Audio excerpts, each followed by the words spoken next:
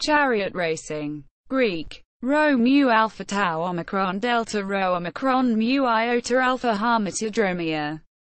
Latin. Ludi circenses. Was one of the most popular ancient Greek, Roman, and Byzantine sports. Chariot racing was dangerous to both drivers and horses as they often suffered serious injury and even death. But these dangers added to the excitement and interest for spectators. Chariot races could be watched by women, who were banned from watching many other sports. In the Roman form of chariot racing, teams represented different groups of financial backers and sometimes competed for the services of particularly skilled drivers. As in modern sports like soccer, spectators generally chose to support a single team, identifying themselves strongly with its fortunes, and violence sometimes broke out between rival factions. The rivalries were sometimes politicized, when teams became associated with competing social or religious ideas. This helps explain why Roman and later Byzantine emperors took control of the teams and appointed many officials to oversee them. The sport faded in importance in the West after the fall of Rome. It survived for a time in the Byzantine Empire, where the traditional Roman factions continued to play a prominent role for several centuries, gaining influence in political matters. The rivalry culminated in the Nika riots, which marked the gradual decline of the sport. Ancient Greece. Early chariot racing. It is unknown exactly when chariot racing began, but it may have been as old as chariots themselves. It is known from artistic evidence on pottery that the sport existed in the Mycenaean world. But the first literary reference to a chariot race is one described by Homer at the funeral games of Patroclus. The participants in this race were Diomedes, Eumelus, Antilochus, Menelaus, and Meriones. The race, which was one lap around the stump of a tree, was won by Diomedes, who received a slave woman and a cauldron as his prize. A chariot race also was said to be the event that founded the Olympic Games. According to one legend, mentioned by Pindar, King Oenomaus challenged suitors for his daughter Hippodamia to a race, but was defeated by Pelops, who founded the games in honor of his victory. Olympic Games. In the ancient Olympic Games, as well as the other Panhellenic Games, there were both four-horse tethrippon, Greek, tau epsilon theta rho iota pi pi omicron nu, and two-horse sonorous, Greek, sigma epsilon nu omega rho sigma. Chariot races, which were essentially the same aside from the number of horses. The chariot racing event was first added to the Olympics in 680 BC, with the Games expanding from a one-day to a two-day event to accommodate the new event, but was not, in reality, the founding event. The chariot race was not so prestigious as the foot race of 195 meters. Stadion. Greek, sigma tau alpha delta iota omicron nu. But it was more important than other equestrian events such as racing on horseback, which were dropped from the Olympic Games very early on. The races themselves were held in the hippodrome, which held both chariot races and riding races. The single horse race was known as the Kells. Greek, kappa epsilon lambda eta sigma. The hippodrome was situated at the southeast corner of the sanctuary of Olympia, on the large flat area south of the stadium, and ran almost parallel to the latter. Until recently, its exact location was unknown, since it is buried by several meters of sedimentary material from the Alpheos River. In 2008, however, Annie Muller and staff of the German Archaeological Institute used radar to locate a large, rectangular structure similar to Pausanias's description. Pausanias, who visited Olympia in the 2nd century AD, describes the monument as a large, elongated, flat space, approximately 780 meters long and 320 meters wide. 4 stadia long and 1 stad 4 plethora wide. The elongated racecourse was divided longitudinally into 2 tracks by a stone or wooden barrier. The Imbolin. All the horses or chariots ran on one track toward the east, then turned around the Imbolin and headed back west. Distances varied according to the event. The racecourse was surrounded by natural, to the north, and artificial, to the south and east, banks for the spectators. A special place was reserved for the judges on the west side of the north bank. The race was begun by a procession into the hippodrome, while a herald announced the names of the drivers and owners. The Tethrippon consisted of 12 laps around the hippodrome, with sharp turns around the posts at either end. Various mechanical devices were used, including the starting gates, high spledgers, Greek, sigma pi lambda eta gamma gamma epsilon sigma, singular, high splex, Greek, sigma pi lambda eta gamma xi, which were lowered to start the race. According to Pausanias, these were invented by the architect Cleoetus, and staggered so that the chariots on the outside began the race earlier than those on the inside. The race did not begin properly until the final gate was opened, at which point each chariot would be more or less lined up alongside each other. Although the ones that had started on the outside would have been traveling faster than the ones in the middle. Other mechanical devices known as the eagle and the dolphin were raised to signify that the race had begun, and were lowered as the race went on to signify the number of laps remaining. These were probably bronze carvings of those animals, set up on posts at the starting line. In most cases, the owner and the driver of the chariot were different persons.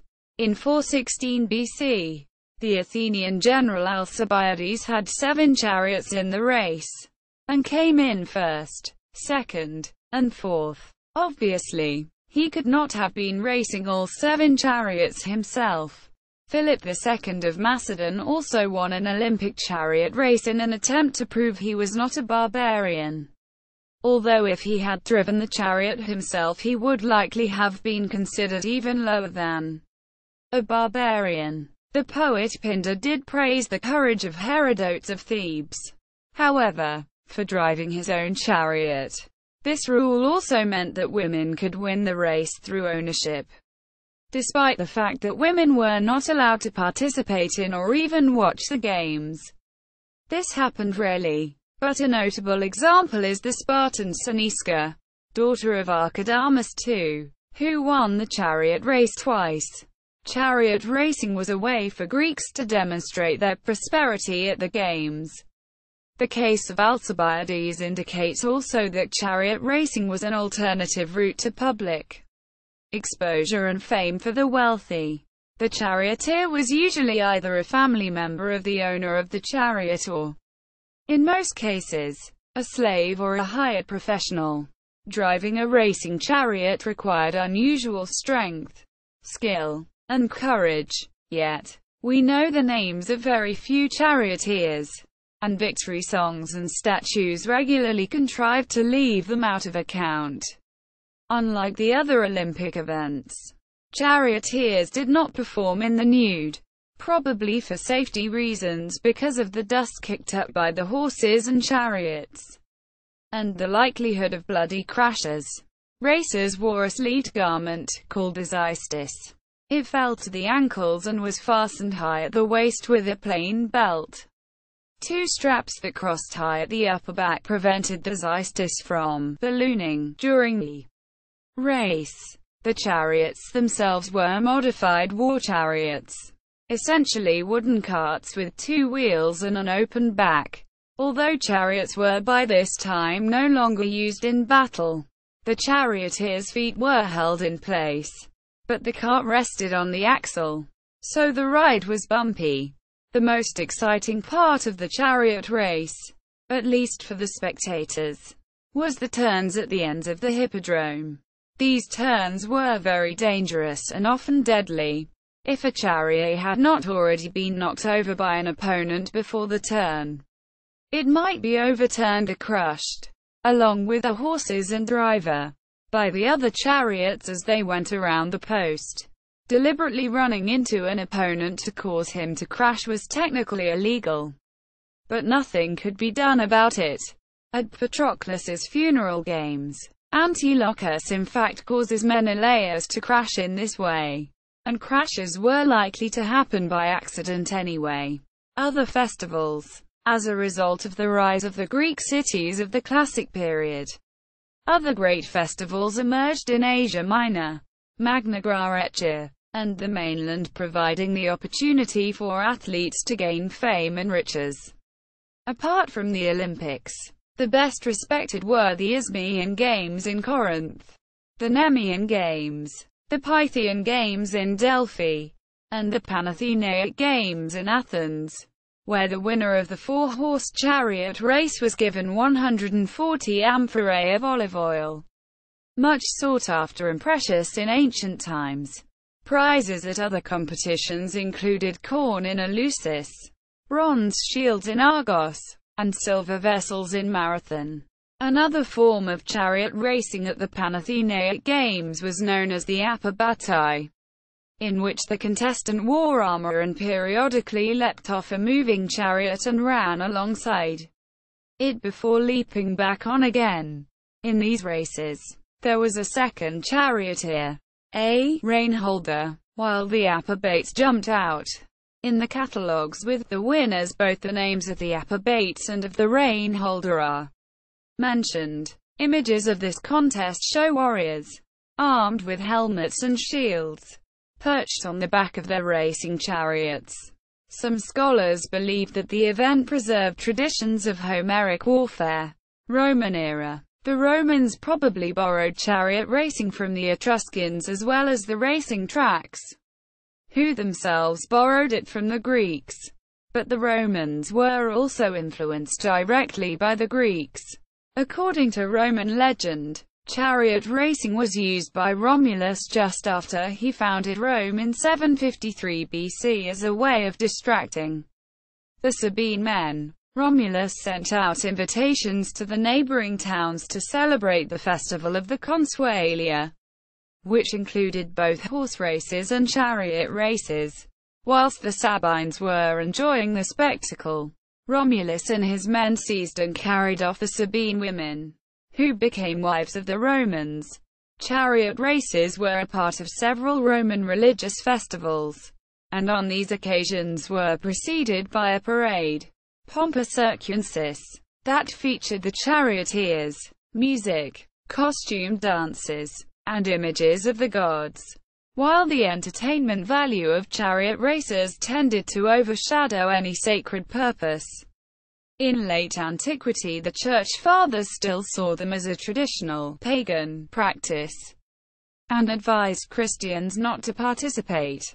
In ancient Rome, chariot races commonly took place in a circus. The main center of chariot racing was the Circus Maximus in the valley between Palatine Hill and Aventine Hill, which could seat 250,000 people.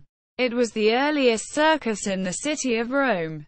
The circus was supposed to date to the city's earliest times, but it was rebuilt by Julius Caesar around 50 BC so that it had a length of about 650 meters, 2,130 feet, and a width of about 125 meters, 410 feet.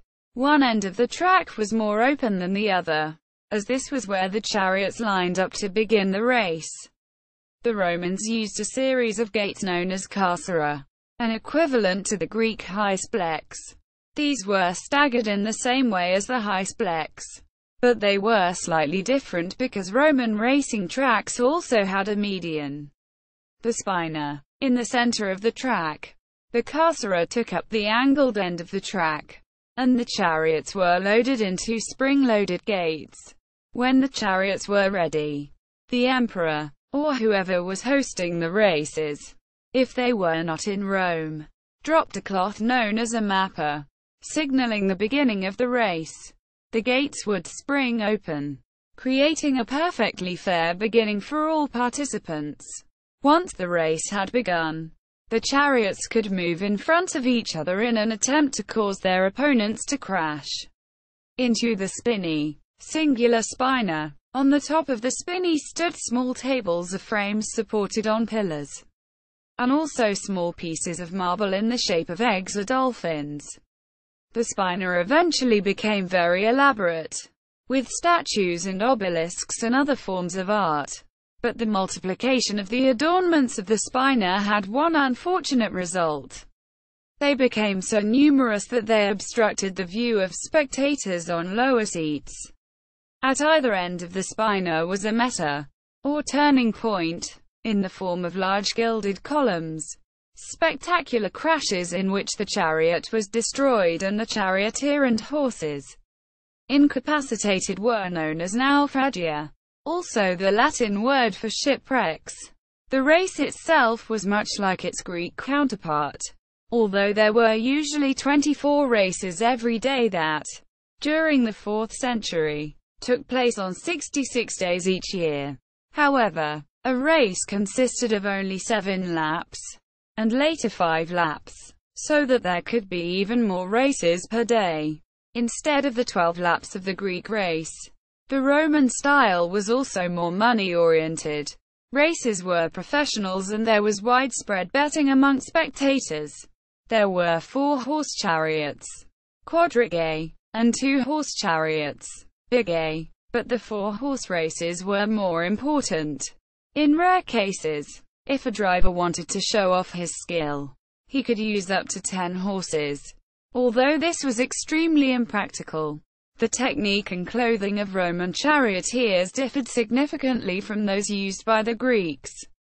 Roman drivers wrapped the reins round their waist, while the Greeks held the reins in their hands.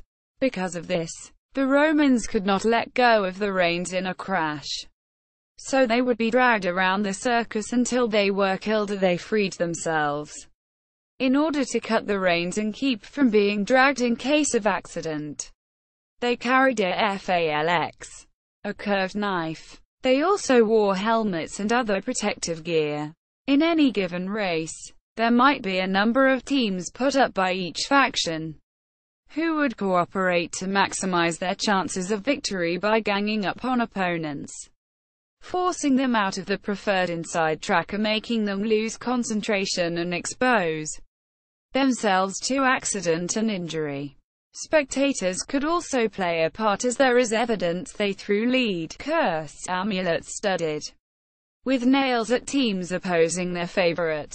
Another important difference was that the charioteers themselves, the aurigae, were considered to be the winners, although they were usually also slaves. As in the Greek world, they received a wreath of laurel leaves, and probably some money. If they won enough races, they could buy their freedom. Drivers could become celebrities throughout the empire simply by surviving, as the life expectancy of a charioteer was not very high. One such celebrity driver was Scorpus, who won over 2,000 races before being killed in a collision at the Meta when he was about 27 years old. The most famous of all was Gaius Appius Diocles, who won 1462 out of 4,257 races. When Diocles retired at the age of 42 after a 24-year career, his winnings reportedly totaled 35,863,120 sesterces, $15 billion, making him the highest-paid sports star in history. The horses, too, could become celebrities, but the life expectancy was also low. The Romans kept detailed statistics of the names, breeds, and pedigrees of famous horses. Seats in the circus were free for the poor, who by the time of the empire had little else to do, as they were no longer involved in political or military affairs as they had been in the Republic. The wealthy could pay for shaded seats where they had a better view, and they probably also spent much of their times betting on the races. The circus was the only place where the emperor showed himself before a populace assembled in vast numbers, and where the latter could manifest their affection or anger. The imperial box, called the pulvina in the Circus Maximus, was directly connected to the imperial palace.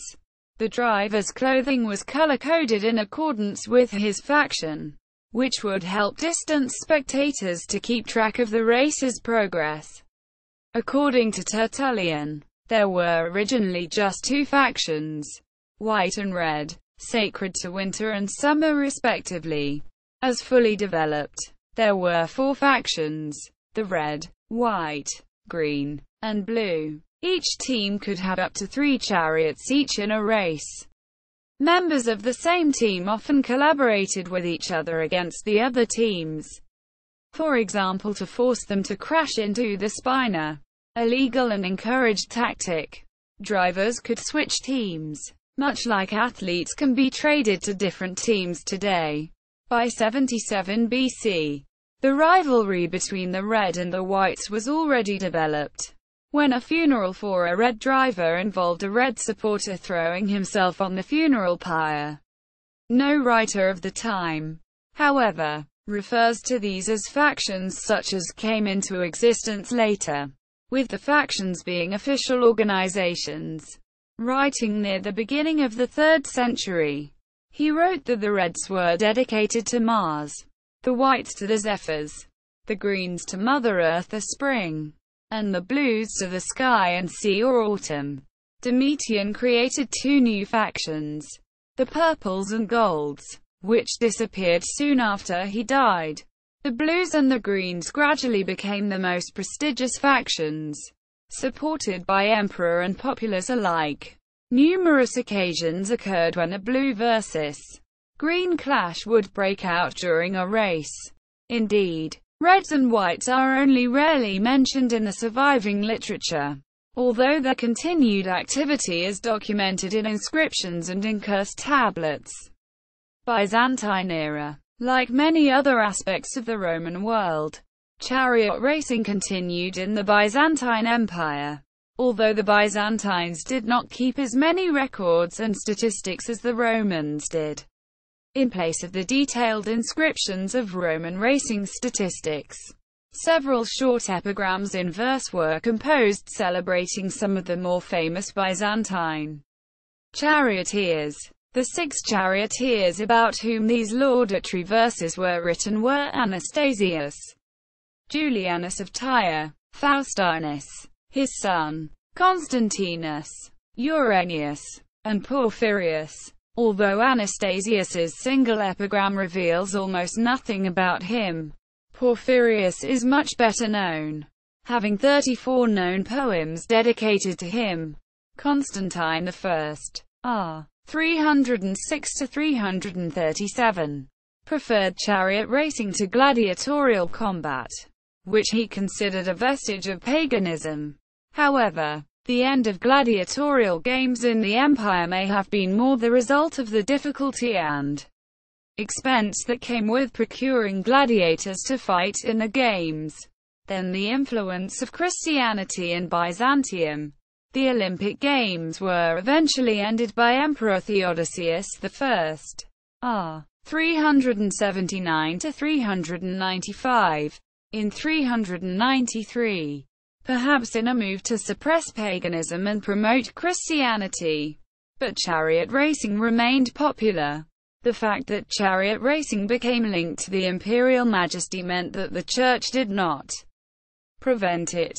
Although gradually prominent Christian writers, such as Tertullian, began attacking the sport. Despite the influence of Christianity in the Byzantine Empire, Venetians' bloody wild beast hunts continued as a form of popular entertainment during the early days of the empire as part of the extra entertainment that went along with chariot racing. Eventually, Emperor Leo, r. 457–474, banned public entertainments on Sundays in 469, showing that the hunts did not have imperial support. and the Venetians were banned completely by Emperor Anastasius. R. 491–518.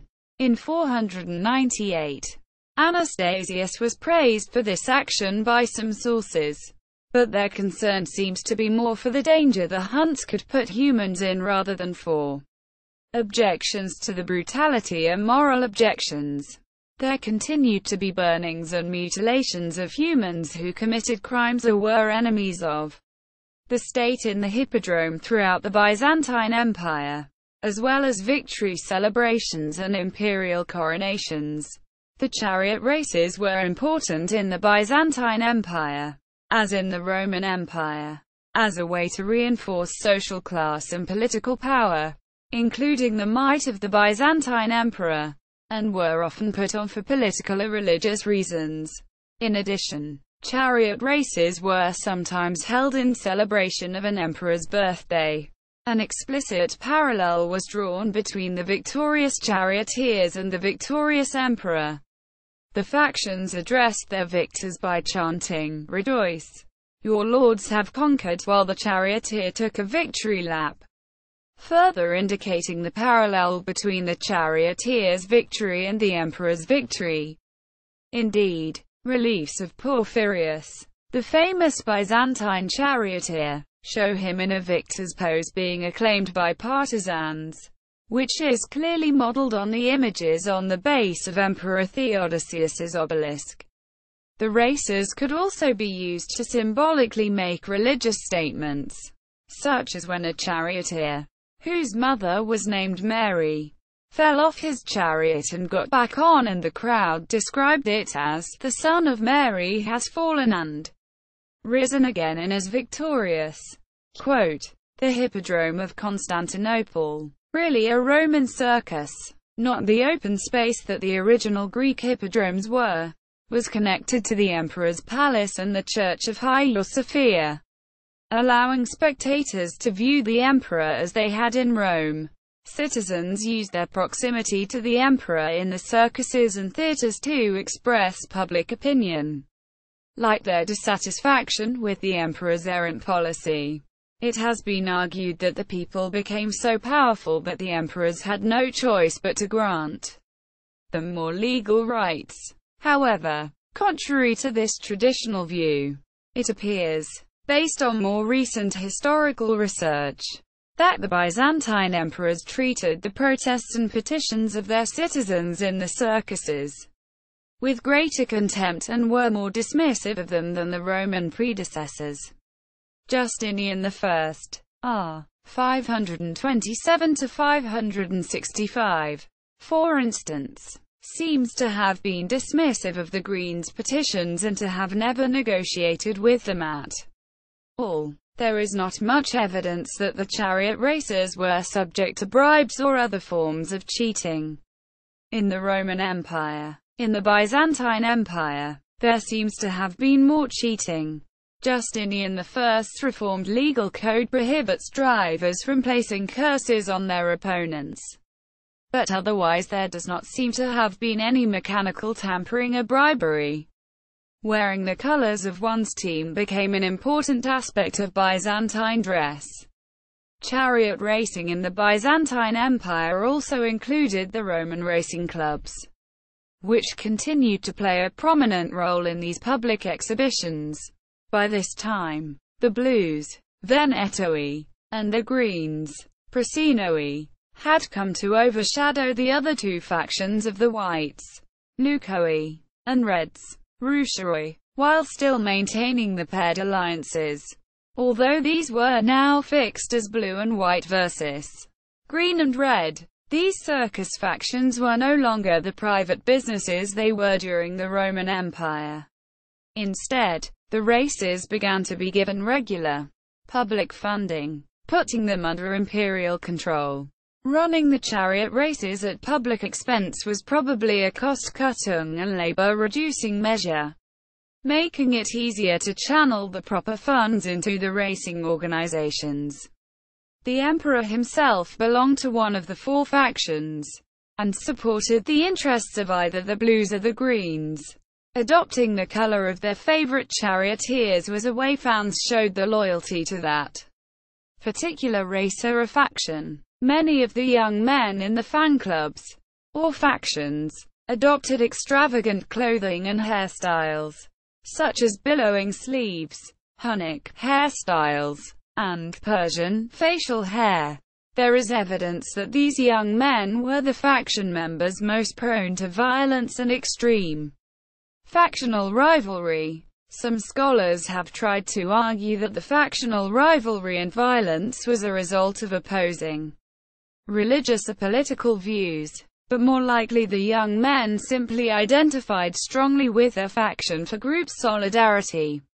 The factional violence was probably engaged in similarly to the violence of modern football or soccer fans. The games themselves were the usual focus of the factional violence, even when it was taken to the streets. Although fans who went to the hippodrome cheered on their favorite charioteers, their loyalty appears to be to the color for which the charioteer drove more than for the individual driver. Charioteers could change faction allegiance and race for different colors during their careers, but the fans didn't change their allegiance to their color. The Blues and the Greens were now more than simply sports teams. They gained influence in military, political, and theological matters.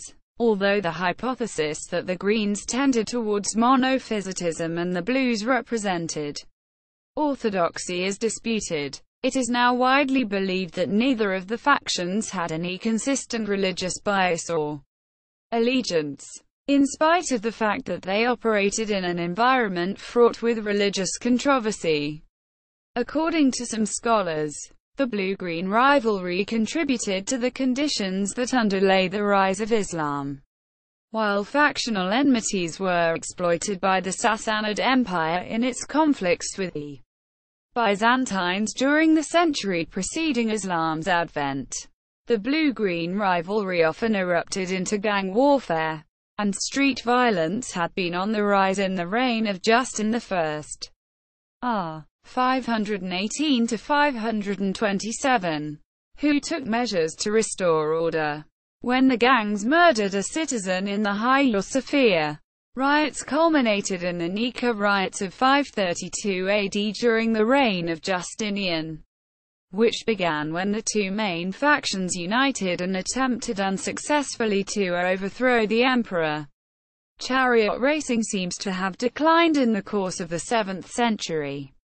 With the losses the empire suffered at the hands of the Arabs and the decline of the population and economy, the Blues and Greens, deprived of any political power, were relegated to a purely ceremonial role.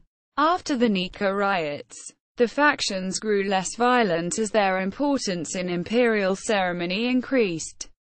In particular, the iconoclast Emperor Constantine V, R. 741 to 775, courted the factions for their support in his campaigns against the monks. They aided the emperor in executing his prisoners and by putting on shows in which monks and nuns held hands while the crowd hissed at them. Constantine V seems to have given the factions a political role in addition to their traditionally ceremonial role. The two factions continued their activity until the imperial court was moved to Blackernay during the 12th century. The hippodrome in Constantinople remained in use for races, games, and public ceremonies up to the sack of Constantinople by the Fourth Crusade in 1204. In the 12th century, Emperor Manuel I Komnenos, R. 1143–1180, even staged Western-style jousting matches in the hippodrome. During the sack of 1204, the Crusaders looted the city and, among other things, removed the copper quadriga that stood above the carcera. It is now displayed at St. Mark's Cathedral in Venice. Thereafter, the hippodrome was neglected, although still occasionally used for spectacles. A print of the hippodrome from the 15th century shows a derelict site. A few walls still standing. and the Spina. The central reservation, robbed of its splendor. Today, only the obelisks and the serpent column stand where for centuries the spectators gathered. In the West, the games had ended much sooner. By the end of the 4th century, public entertainments in Italy had come to an end in all but a few towns. The last recorded chariot race in Rome itself took place in the Circus Maximus in 549 AD. See also media related to chariot racing at Wikimedia Commons. Footnotes. Sources. Primary sources. Secondary sources. Chariot races. United Nations of Roma Victrix. UNRV. History. Roman Empire. The Circus. Roman chariot racing. Vroma. A virtual community for teaching and learning classics. The games. Chariot racing. Historic overview. Roman army and chariot racing. The Roman army and chariot experience. Race. Jerash Jordan. Peter Donnelly. Some observations on Roman chariot racing. Pasco Varnica. Sports in Antiquity.